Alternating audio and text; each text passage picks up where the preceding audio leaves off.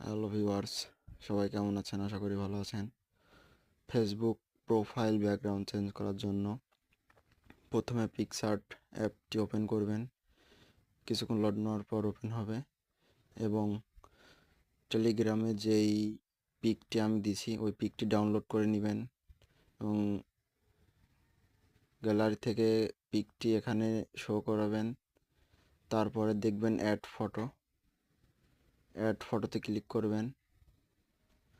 তারপর আপনি যেই পিকটি এখানে দিতে চান, যেটা এডিট করতে চান, ডিজাইন করতে চান, সেই পিকটি এখানে খুঁজে খুঁজে বের করবেন। গ্যালারি থেকে বের করে এখানে দিয়ে দিবেন।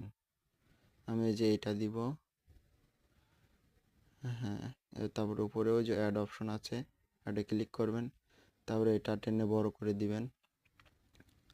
বড় করে দেওয়ার পরে এদিকে স্ক্রল করবেন। স্ক্রল করে এখানে দেখবেন ব্লান্ড, এখানে টিপ করবেন। তারপর দেখবেন